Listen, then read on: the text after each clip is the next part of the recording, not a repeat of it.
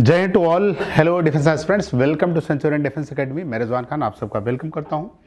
और आज की जो स्ट्रेटजी हमारी है, 25 डेज हमारे पास बचे हुए हैं और एनडीए जो हमारा फर्स्ट 2022 है, तो उसके लिए हमारे पास 25 डेज बचा है। और आपको पता है कि केमिस्ट्री आपका 15 से 16 क्वेश्चंस तक आता है, तो उसके लिए प्रिपेयर रहें, पहले से प्रिपेयर रहें कि कितना बेहतर, कैसे हम बेहतर करें, केमिस्ट्री में क्या क्या चीज़ें करें कि हमारा ये 25 डेज में हम क्लियर कर लें अपने एग्जाम को।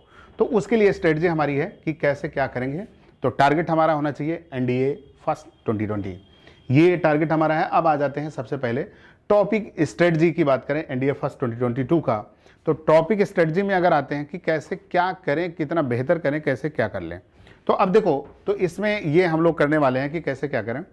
तो पहले तो टॉपिक वाइज हम लोग कैसे, कौन से टॉपिक में कितना वेटेज देना है, कैसे ज़्यादा किस में फोकस करना है, क्या क्या करना है, उस पे आते हैं। तो अब पेपर एग्जाम पैटर्न, कैसा पेपर एग्जाम होता है, 15 क्वेश्चंस के आसपास आता है। आपको पता है कि 15 क्वेश्चंस आते हैं लगभग, और इसमें ज़्यादातर पेपर कैसे आया, रिसेंट में आया है, उसके पहले कैसे आया, आने के चांसेस क्या हैं, उसके बारे में भी हम आपको बताते हैं। तो जैसे अगर आप देखो, तो इसमें पहले टॉपिक पे आ जाओ, कौन कौन सा टॉपिक पे हमें ज़्यादा फोकस करना है, किस पे कम करना है। तो जैसे मान लीजिए एटॉमिक स्ट्रक्चर की बात करें, परमाणु संरचना की बात करें, तो परमाणु संरचना में एटॉमिक स्ट्रक्चर में आपको देखो कि एटम्स के पार्ट्स, सब पार्टिकल्स हो गए, डिस्कवरी हो गई, और उससे रिलेटेड रूल जो होते हैं, उसके लॉज दिए गए हैं, उससे आपको उतना ध्यान रखना है। और क्वेश्चन जरूर आता है, अगर एग्जाम होता है इससे ना है तो मतलब भी बनता नहीं है। दूसरा है केमिकल बॉन्डिंग।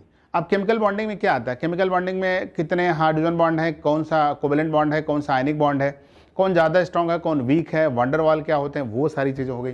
तो ये केमिकल बॉन्डिंग भी आपका इंपॉर्टेंट होता है, जिसमें हाइब्रिडाइजेशन भी पूछा जाता है। और एटॉमिक स्ट्रक्चर की बात करें तो एसपीडीएफ जो सबसेल होता है उसके बारे में पूछा जाता है, ध्यान रखना। पीरियोडिक टेबल की बात करो तो पीरियोडिक टेबल आपका इंपॉर्टेंट पार्ट है, जिसमें आयनाइजेशन पोटेंशियल, सबसे ज़्यादा रेडियस किसकी है, सबसे कम रेडियस किसकी है, वो ध्यान रखना है, ठीक है।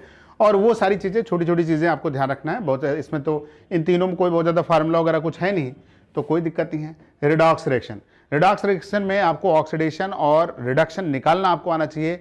किसी का ऑक्सीडेशन नंबर कितना हो सकता है, पेरोक्साइड में क्या होगा, ऑक्सीजन का जो है सुपर ऑक्साइड में क्या होगा, वो आपको आना चाहिए, चूंकि क्वेश्चन आ जाता है। एसिड बेस साल्ट की बात करें कि कौन एसिड है, कौन स्ट्रॉन्ग एसिड है, कौन वीक एसिड है, और कौन साल्ट में क्या क्या मिलके बना हुआ है, वो आपको जरूर देख के जाना है। पूछा जाता है कि ऑर्गेनिक एसिड वीक होते हैं, इनऑर्गेनिक या मिनरल एसिड स्ट्रांग होते हैं, तो वो कौन सा हाइड्रोक्साइड जो है स्ट्रांग होता है, कौन सा वीक होता है, ये जरूर पढ़ के जाएंगे आप। और आ जाओ आप, इसके बाद देखो property of gases.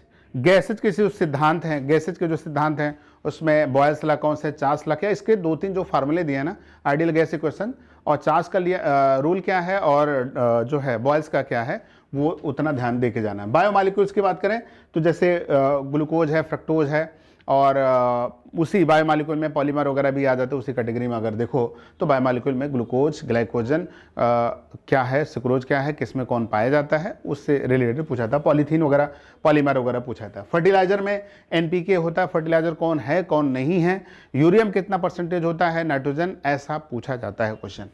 Chemistry in everyday life, everyday life में मेडिसिन है, सोप है, डिटर्जेंट है। आप देखो ये सब बहुत पूछा था, जैसे डिटर्जेंट जरूर पूछ लेता, सोप में क्या होता है, ट्रांसपेरेंट सोप बनाते हैं तो उसमें क्या इस्तेमाल करते हैं, तो ये सारी चीज़ें आ जाती हैं केमिस्ट्री इन एवरीडे लाइफ, जिसमें फूड वगैरह भी शामिल होते हैं। रेडियो एक्टिविटी की बात करें, रेडियो एक्टिविटी में रेडियम, यूरेनियम, ये, और साथ में हेनरी बेकरेल ने क्या किया, मैडम क्यूरी ने क्या किया, फिजन, फ्यूजन, ये सब क्या होता है, इसके अंदर आता है। अब आ जाओ नेक्स्ट, फिजिकल चेंज क्या है, केमिकल चेंज क्या है, उसमें क्या परिवर्तन होता है, उसके बारे में आता है। फिजिकल और केमिकल चेंज की बात करते हैं। रासायनिक परिवर्तन और भौतिक परिवर्तन। एलॉयज क्या होते हैं, इसमें से क्वेश्चन आता है। एलॉयज 5 ही 6 पढ़ना होता है। ओर्स क्या होते हैं, फार्मूले उसके होते हैं, फार्मूले में स्पेशली वाटर वाला जितने फार्मूले याद रखोगे तो एक क्वेश्चन आपको मिल जाएगा वहां से। एलिमेंट्स कौन है, कंपाउंड्स कौन है, मिक्सचर कौन है, इससे क्वेश्चन लगभग आता है। पिछली बार नहीं आता, लेकिन इस बार जरूर पूछेगा, मैं बता रहा हूं फिर से आपको। एलिमेंट, कंपाउंड और मिक्सचर से क्वेश्चन करीब 2 से 3 क्वेश्चन तक पूछ लेते हैं। ये यहाँ भी 2 से 3 क्वेश्चन इस पॉइंट से भी पूछ लेता है। फिजिकल चेंज, केमिकल चेंज में कभी कभी उसमें 4 ही 5 पॉइंट पढ़ना होता है कि फिजिकल जो वापस आ जाए, केमिकल का मतलब जो वापस नहीं आ पाए वो आता है। कार्बन इट्स एलोट्रॉप्स, एलोट्रॉप्स का मतलब जो डायमंड है डायमंड कार्बन के तीनों फॉर्म, डायमंड, फ्लोरीन, ग्रेफाइट, इन तीनों में डिफरेंस जरूर याद करके जाइएगा।